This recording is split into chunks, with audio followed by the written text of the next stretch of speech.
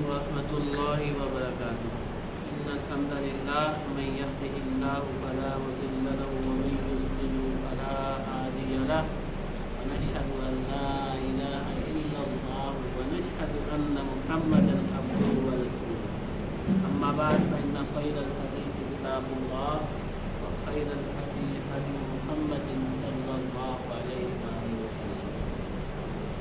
قال الله تعالى في كتابه المجيد في سورة البقرة: أعوذ بالله من الشيطان الرجيم بسم الله الرحمن الرحيم. ومن يرغب عن ملة إبراهيم إلا من سفه نفسه ولقد اصطفيناه في الدنيا وإنه في الآخرة لمن الصالحين. إذ قال له ربه أسلم قال أسلمت لرب العالمين. ووصى بها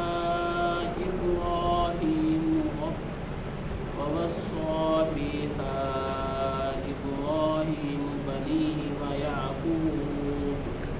يا بني إن الله اصطفى لكم الدين فلا تموتن إلا وأنتم مسلمون. أم كنتم شهداء إذ حضر يعقوب الموت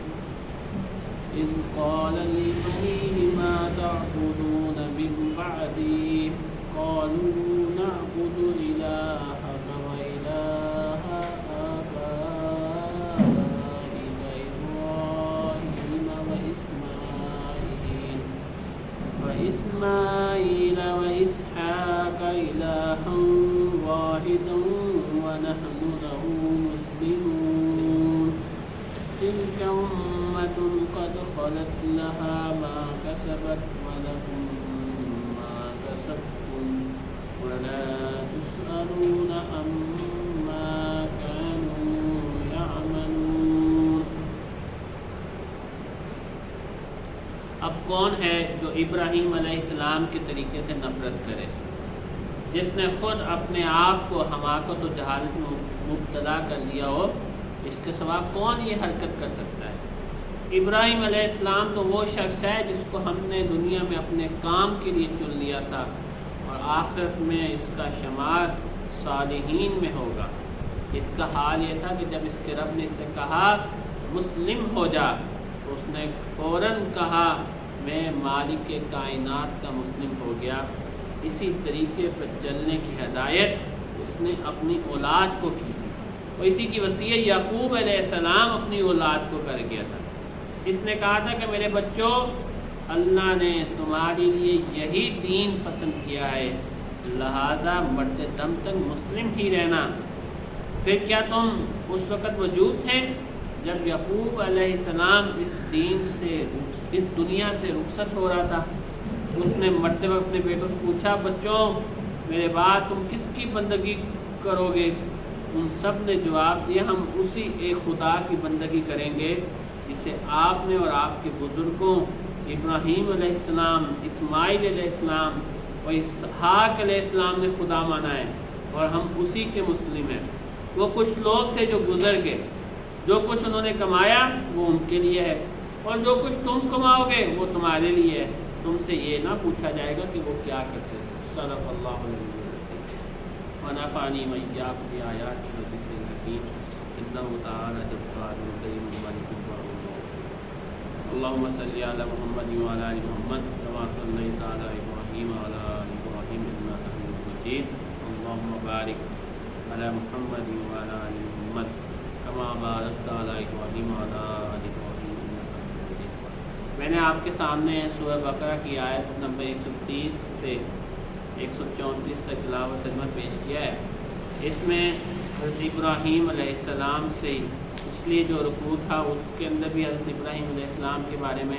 کہ انہوں کو اللہ نے حکم دیا کہ گھر کی تعمیر کا، اور پھر انہوں نے دعا کی اور پھر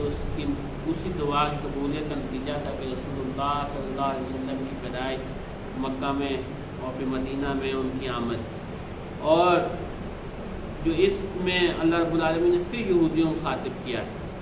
سلسلہ یہودی کیا کہتے تھے؟ وہ کہتے تھے ہماری جو نسبت ہے وہ حضرت ابراہیم علیہ السلام سے ہے، ہم ملت ابراہیمی میں سے ہیں، اس لیے جو یہودی ہوگا وہی جنت میں جائے گا۔ تو اللہ تعالیٰ نے اس کا رد پیش کرتے ہوئے کہا کہ ابراہیم علیہ السلام تو وہ تھے جس کو اس کے رب نے کہا کہ مسلم ہو جا۔ مسلم کا کیا مطلب؟ کہ تو فرما بردار ہو جا، تو سر بسر اطاعت ہو جا، تجھے اللہ کے حکم کے آگے تو اپنے آپ کو بالکل جھکا لے، پھر تمہارے دل کے اندر تمہارے کوئی شک نہیں ہونا چاہیے، کوئی تذبذب نہیں ہونا چاہیے کہ یہ بات ٹھیک ہے، آج کے دور میں یہ کام نہیں ہو سکتا، یہ نہیں ہو سکتا، نہیں، بس اللہ رب العالمین کا جو حکم آ جائے تو پھر تمہیں نہ تو اپنی جان کی فکر ہونی چاہیے، نہ اپنے اسٹیٹس کی فکر ہونی چاہیے، نہ تمہیں کوئی اپنے اقتدار اور کسی اور مال و دولت کی فکر ہونی چاہیے کہ میں نے اگر یہ اللہ رب العالمین کے حکم اور اس کے دین کی اطاعت کی تو مجھ سے یہ چیزیں چھن جائیں گی، تو کسی چیز کی فکر نہیں۔ حضرت ابراہیم علیہ السلام، اللہ نے کہا پیچھے کہ ہم نے ابراہیم علیہ السلام کو چند باتوں میں آزمایا اور وہ ان میں پورا اترا، تو یہی چیز اللہ رب العالمین نے فرمایا کہ ہم نے اسے کہا کہ وہ مسلم ہو جا، اس نے فوراً کہا اذ قال اللہ ربہ اسلم قال اسلمت لرب العالمین، میں رب العالمین کا مسلم ہو گیا ہوں، میں نے اسے سر تسلیم خم کر لیا ہے، میں اس پہ ایمان لے آؤں، اس کا حکم سب سے اعلیٰ، کسی اور اس کے حکم کے آگے، اس کے قانون کے آگے، اس کے نظام کے آگے، اس کے رواج کے آگے، اس کے دیے ہوئے طریقہ زندگی کے آگے، اس رب العالمین کے کوئی کسی کا حکم بڑا نہیں ہے، کسی کی بات بڑی نہیں ہے، سب سے بڑی و اعلیٰ اور رفع بات، اعلیٰ حکم اللہ رب العالمین کا ہے۔ اور پھر حضرت اللہ تعالیٰ نے فرمایا کہ یہ وصیت حضرت ابراہیم علیہ السلام اپنی اولاد کو کر کے گئے تھے۔ یہ یہودی جو ہے یہ کہتے ہیں کہ ہمارے ابراہیم علیہ السلام سے تعلق ہے، ان کو تو یہ حکم نہیں، ان کو حضرت ابراہیم علیہ السلام بھی اپنی اولاد کو یہ کر کے گئے تھے، اور پھر اس سے آگے یعقوب علیہ السلام بھی وہ اپنی اولاد کو یہی بات کر کے گئے تھے، ان سے پوچھ کے گئے تھے کہ تم کس کی بندگی کرو گے، تو ان سب نے جواب دیا کہ ہم اسی ایک خدا کی بندگی کریں گے جسے آپ نے اور آپ کے بزرگوں ابراہیم، اسماعیل اور اسحاق علیہ السلام نے خدا مانا ہے، اور ہم سب اسی کے مطیع و فرمان بند کریں گے۔ اس لیے ہم یہودیوں کو بھی چاہیے تھا کہ جب ان کے پاس پیغام آ گیا، ان کے پاس جو کتاب موجود تھی، ان کے جو علماء تھے، ان کو یقین تھا۔ اللہ نے فرمایا قرآن پاک میں کہ یہ محمد رسول اللہ صلی اللہ علیہ وسلم کو اس طرح پہچانتے ہیں جس طرح یہ اپنے بیٹوں کو پہچانتے ہیں، یعنی لاکھوں کا مجمع ہو تو اس میں بھی انسان اپنے بیٹے کو پہچان لیتا ہے، لیکن انہوں نے کیا ضد میں اور انا میں اور تعصب میں حضرت محمد مصطفیٰ صلی اللہ علیہ وسلم کا انکار کرنے لگے۔ تو اللہ تعالیٰ نے حضرت ابراہیم علیہ السلام کا طرز عمل پیش کیا کہ یہ تو ابراہیم علیہ السلام کا طرز عمل نہیں تھا، ابراہیم علیہ السلام کا طرز عمل تو یہ تھا کہ جیسے ان کے سامنے اللہ رب العالمین کا کوئی حکم آ جاتا تو اس کے آگے سر بسجود ہوتے، اس کی اطاعت کرتے۔ صرف اپنا تعلق ابراہیم علیہ السلام، اسحاق علیہ السلام اور یعقوب علیہ السلام سے ملانے سے انسان جنت میں نہیں پہنچ جاتا۔ اللہ نے فرمایا وہ تو کچھ لوگ تھے، تلک امۃ قد خلت، جو گزر گئے، لہا ما کسبت ولکم ما کسبتم، جو کچھ انہوں نے کمایا وہ ان کے لیے ہے اور جو کچھ تم کماؤ گے وہ تمہارے لیے۔ ولا تسألون عما كانوا يعملون، تم سے یہ نہ پوچھا جائے گا کہ وہ کیا کرتے تھے۔ ہمیں بھی اس بات کی فکر کرنی چاہیے کہ ہمیں ہر وقت اپنے عمل کی فکر ہونی چاہیے، اپنی ذات میں کہ ہم کیا ہیں، ہم کتنے اللہ رب العالمین اور رسول اللہ صلی اللہ علیہ وسلم کے بتائے ہوئے اصولوں کے مطابق ہماری زندگی، ہماری خوشی، ہماری غمی، ہماری کاروباری معاملات، ہمارے حکومتی اور ریاستی اور سیاسی معاملات، ہمارے ہمسایوں کے ساتھ تعلقات، ہمارے رشتہ داروں کے ساتھ تعلقات، ہمارے ایک دوسرے کے ساتھ بول چال، حسن سلوک، یہ کس طرح اللہ رب العالمین میں وقولوا للناس حسنا، لوگوں سے بات کو بھلی اور اچھے طریقے سے بات کو، ہمارا کس سے بات کرنے، کسی سے بات کرنے کا انداز کس طرح کا ہے، یہ پوری زندگی کو اللہ اس کے رسول صلی اللہ علیہ وسلم کے مطابق ترتیب دینا، اس کے مطابق اپنی زندگی گزارنا، یہ پھر ہی ہماری کوئی شفاعت و نجات کا سبب ہو سکتا ہے۔ صرف ہمارے لیے یہ کافی نہیں ہو سکتا کہ ہم نے لا الہ الا اللہ محمد رسول اللہ پڑھ لیا ہے اور ہم نے اللہ کو الہ مان لیا، محمد رسول اللہ صلی اللہ علیہ وسلم کو آخری نبی مان لیا، ہم قیامت پہ یقین رکھتے ہیں، بس یہ رسول اللہ صلی اللہ علیہ وسلم ہماری قیامت میں شفاعت کر دیں گے۔ یہ اللہ رب العالمین یہی بات تو یہودیوں کو سمجھا رہے تھے کہ یہ سب نسبت تمہارے لیے کافی نہیں ہے کہ تمہارا تعلق ابراہیم سے ہے، اور مسلمانوں کو بھی یہی بات سمجھائی جا رہی ہے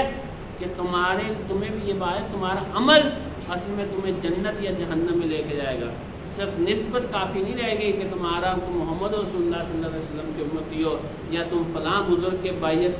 کی ہوئی ہے، تم نے ان کی مریدی اختیار کی ہوئی ہے، بلکہ تمہارا عمل اللہ اس کے رسول صلی اللہ علیہ وسلم کے کتنا مطابق ہے، اس میں کتنا معیار ہے، اس میں کتنی کوالٹی ہے، اس میں جتنا کوٹ ہوگا اس کا تمہیں دنیا میں بھی نقصان ہوگا اور آخرت میں نقصان ہوگا۔ اللہم صلی علی محمد وعلی آل محمد کما صلیت علی ابراہیم وعلی آل ابراہیم انک حمید مجید۔ اللہم بارک علی محمد وعلی آل محمد کما بارکت علی ابراہیم وعلی آل ابراہیم انک حمید مجید۔ عن سفیان بن عبداللہ الثقفی قال قلت یا رسول اللہ قل لی فی الاسلام قولا لا اسأل عنہ احدا بعدک قال قل آمنت باللہ ثم استقم۔